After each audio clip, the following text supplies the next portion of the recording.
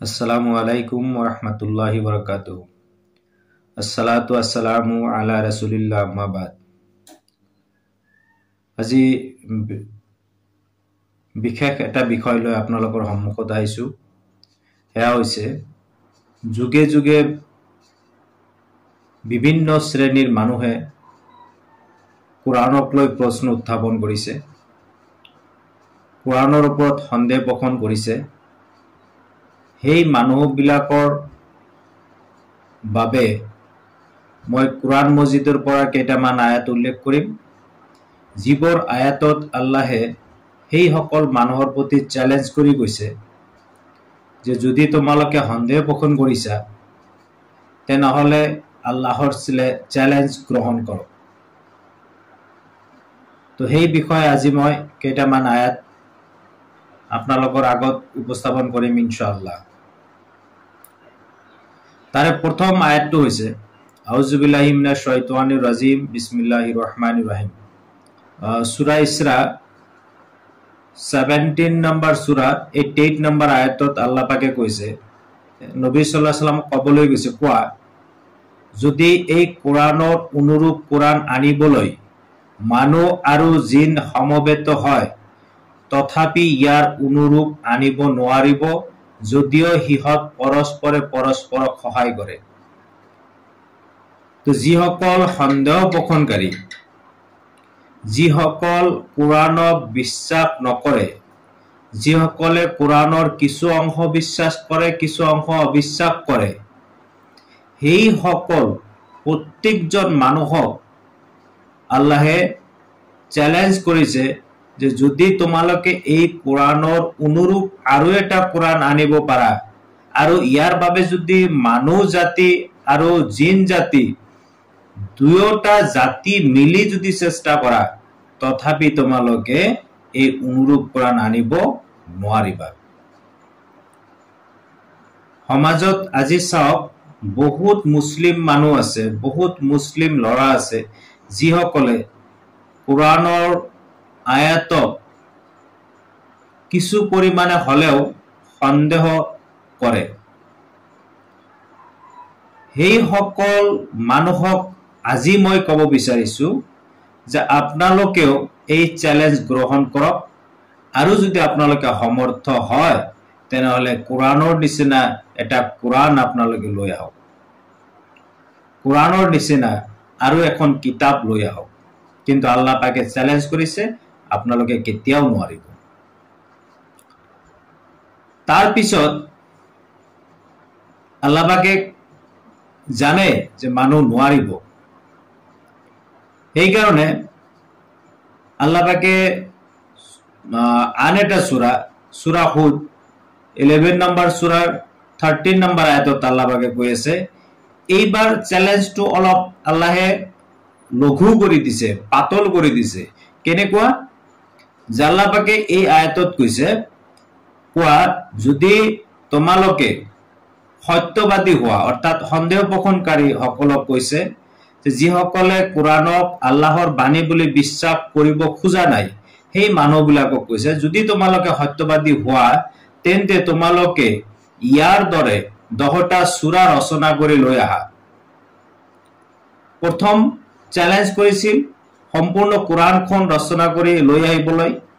তাৰ পিছত আল্লাহে জানে যে এইটো নোৱাৰিব, গতিকে আল্লাহ এইবাৰ অলপ শিথিল কৰি দি কলে 10টা সূৰা তোমালোকে ৰচনা কৰি লৈ আহা, আৰু এই সূৰা ৰচনা কৰোতে আল্লাহৰ বাহিৰে তোমালোকে যাক ইচ্ছা তাক মাতি লোৱা। তো আজিও এই চ্যালেঞ্জ আপোনাৰ কাৰণে যিসকলে সন্দেহ পোষণ কৰি আছে তেওঁলোকৰ কাৰণে আজিও এই চ্যালেঞ্জ, যদি আপোনালোকে আজিও পাৰে লৈ আহক। আল্লাহ কৈছে নোৱাৰে, তো 10টা সূৰা আনিব দিছে। তাৰ পিছত আল্লাহ পাকে কৈছে আন এটি সূৰা বাকাৰাৰ 22 নম্বৰ আয়াতত আল্লাহ পাকে কৈ আছে যে তোমালোকে সম্পূৰ্ণ কোৰাণখন ৰচনা কৰিব নালাগে, 10টা সূৰাও ৰচনা কৰিব নালাগে। এতিয়া মই মোৰ চ্যালেঞ্জটো আৰু শিথিল কৰি দিলো যে তোমালোকে কি কৰিবা এবাৰ যে কোৰাণৰ নিচিনা অনুৰূপ আৰু এটা সূৰা ৰচনা কৰি লয়া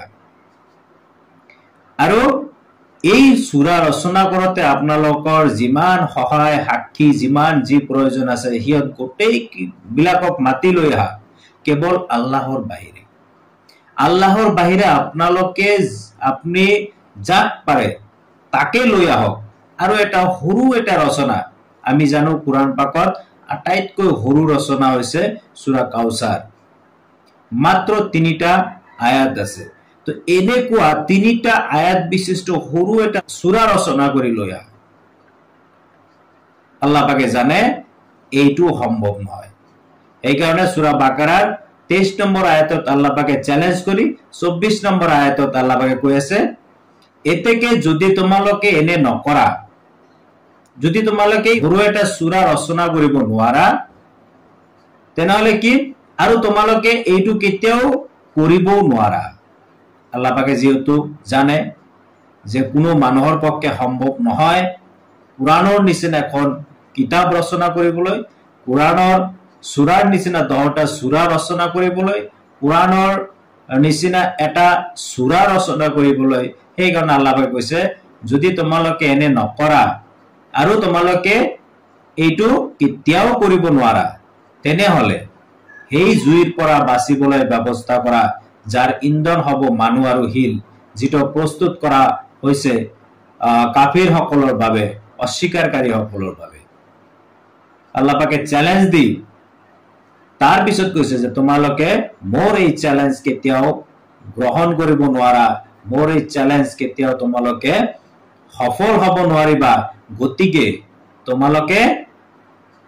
আকৰ্গছ স্বভাৱটো এৰি দিয়া তোমালোকে হিংসা বিদ্বেষটো এৰি দিয়া দি মই যে কুৰান অৱতীৰ্ণ কৰিছো এই কুৰানক খামুচি ধৰা কাৰণ এই কুৰানে তোমালোকক জাহান্নামৰ শাস্তিৰ পৰা বচাবলৈ একমাত্ৰ মাধ্যম হ'ব এই কাৰণে কৈছে যে তোমালোকে এইটো কেতিয়াও কৰিব নোৱাৰা গতিকে তোমালোকে সেই জুইৰ পৰা নিজকে বচাবলৈ ব্যৱস্থা লোৱা যাৰ ইন্ধন হ'ব মানুহ আৰু হিল তো আজি এই চ্যালেঞ্জ আপনাৰ কাৰণে আছে আপনি যদি ইচ্ছা কৰে আপনি এতিয়াও কৰিব পাৰে এনেকুৱা কুৰানৰ আৰু বহুত জায়গা যেনেকৈ সূৰা তুৰ 33 34 নম্বৰ আয়াতত আল্লাহ পাকে কৈছে যে মানুহে নবীক কৈ আছে যে কিয়তে তোমাক কয় যে তুমি এই কুৰান নিজেই ৰচনা কৰিছা তাৰ পিছত 34 নম্বৰ আয়াতত কৈছে যে আল্লাহ নবীক কৈছে যদি তোমালোকে সত্যবাদী হোৱা আল্লাহ নবীক কবলৈ কৈছে সেই মানুহবিলাকক যিবিলাক মানুহে আল্লাহ নবীক কৈছে যে এই কুৰানখনটো আপুনি নিজে ৰচনা কৰিছে তেতিয়া আল্লাহ নবী সাল্লাল্লাহু আলাইহি ওয়াসাল্লামক কবলৈ কৈছে যে তুমি হিয়তক কৈ দিয়া যদি তোমালোকে সত্যবাদী তেতিয়া হলে হিয়তে ইয়াৰ দৰে কোনো বাণী লৈ আও একই চ্যালেঞ্জ কিন্তু আল্লাহ পাকে জানে কেতিয়াও সম্ভৱ নহয় কোনো মানুহৰ পক্ষে কোনো জিন জাতিৰ পক্ষে আল্লাহৰ বাহিৰে আন যি আছে কাৰো পক্ষে সম্ভৱ নহয় কুৰানৰ নিচিনা কুৰান এখন ৰচনা কৰিবলৈ নাইবা ইয়াৰ সূৰাৰ নিচিনা সৰু এটা সূৰা ৰচনা কৰিবলৈ অৱশেষত কুৰানৰ আৰু এটা আয়াতেৰে আজিৰ আলোচনা মই সামৰিবলৈ যত্ন কৰিম ইনশাআল্লাহ আৰু হেয়া হৈছে সূৰা নিসাৰ 82 নম্বৰ আয়াতত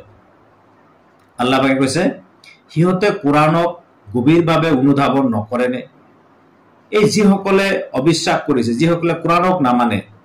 যিবিলাকে কুৰানৰ প্ৰতি আধা বিশ্বাসী আধা অবিশ্বাসী তেনে মানুহক আল্লাহ পাকে কৈছে হিয়তে কুৰানক লৈ গভীৰভাৱে অধ্যয়ন নকৰেনে আল্লাহ কৈছে যদি ইয়া আল্লাহৰ বাহিৰে আন কাৰোবাৰ পৰা অহা হলেতেন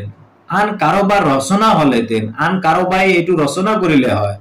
তেন্তে নিশ্চয় হিহতে এই কুৰানৰ মাজত বহুত অসংগতি পালেহেঁতেন বহুত বিসংগতি পালেহেঁতেন আল্লাহ পাকে এইটো মানুহক আশ্বস্তি দি কৈ আছে মানুহ আশ্বস্ত হ'ব পৰাকৈ এটা আয়াত দিছে যে আপোনালোকে যে কুৰানক গভীৰভাৱে অনুধাৱন নকৰে নেকি যদি ইয়া আল্লাহৰ পক্ষৰ পৰা নাহিলেহেঁতেন তেনেহলে হিয়তে এই কুৰানৰ মাজত বহুত বিসংগতি বহুত অসংগতি দেখা পালেহেঁতেন আৰু আমি জানো কুৰানত কোনো বিসংগতি কোনো অসংগতি নাই আজিলৈকে কোনো কোৰআনৰ পৰা কোনো এটা আয়াতক লৈ বিসংগতি হোৱা বুলি অসংগতি হোৱা বুলি কোনেও আজিলৈ দাবী কৰা নাই এই কোৰআনৰ কোনো অসংগতি বিসংগতি দেখাব নোৱাৰে তো আহক আমি নিজৰ মনৰ আকৰ্গ স্বভাৱ পৰিত্যাগ কৰি নিজকে জাহান্নামৰ জুইৰ পৰা বচাবলৈ একমাত্ৰ পন্থা কোৰআনৰ অনুসাৰী হৈ যাও কোৰআন যেনেকৈ আমাক চলিব কৈছে যেনেকৈ কোৰআনে কৈছে আতিউল্লাহ ও আতিউৰ ৰাসূল তোমালোকে আল্লাহক আনুগত্য কৰা আৰু নবীক আনুগত্য কৰা তো এই আল্লাহৰ আনুগত্য নবীৰ আনুগত্যৰ মাধ্যমত অৰ্থাৎ কোৰআনৰ আনুগত্যৰ মাধ্যমত আমি আমাৰ জীৱন ইহকাল আৰু পৰকালত সুনিশ্চিত কৰো যাতে জাহান্নামৰ জুয়ে আমাক চুব নোৱাৰে তো যদি আজিও কোনোবাই আছে যে নহয় মই কোৰআনৰ বিসংগতি উলিয়াম মই কোৰআনৰ নিচিনা সূৰা বনাই দেখুৱাম তেনেহলে আজিও আপোনাৰ কাৰণে আল্লাহৰ এই চ্যালেঞ্জ অবৰ্তিত হৈ আছে আপনি এতিয়াও চ্যালেঞ্জ গ্ৰহণ কৰক আৰু লৈ আহক এখন কোৰআনৰ নিচিনা অনুৰূপ কিতাপ নাইবা ইয়াৰ সৰু এটা সূৰাৰ নিচিনা অনুৰূপ এটা সূৰা আজিও আপনার কারণে ওপেন চ্যালেঞ্জ হৈ আছে আপনি লৈ আহক কিন্তু ইনশাআল্লাহ আপনি কেতিয়াও নোৱাৰে এটো আল্লাহ পাকে কৈ দিছে কেতিয়াও নোৱাৰে তো আজি আলোচনা ইমানেই যদি মোৰ আলোচনাত কিবা ভুল ত্ৰুটি হৈছে তেনেহলে ক্ষমা কৰি দিব আৰু মোৰ কাৰণে দোয়া কৰিব যাতে কোৰআনৰ বাণী প্ৰচাৰ কৰিব পাৰো নবী সাল্লাল্লাহু আলাইহি সাল্লামৰ আদৰ্শ প্ৰচাৰ কৰিব পাৰো তাৰ কাৰণে মোক দোয়া কৰিব আৰু মোৰ লগত থাকিব আৰু যদি আপনি অনুভৱ কৰে যে এই ভিডিওটো শেয়াৰ কৰিব লাগিব তেনেহলে অনুগ্ৰহ কৰি শেয়াৰ কৰিব আসসালামু আলাইকুম ওয়া ৰাহমাতুল্লাহি ওয়া বাৰাকাতুহু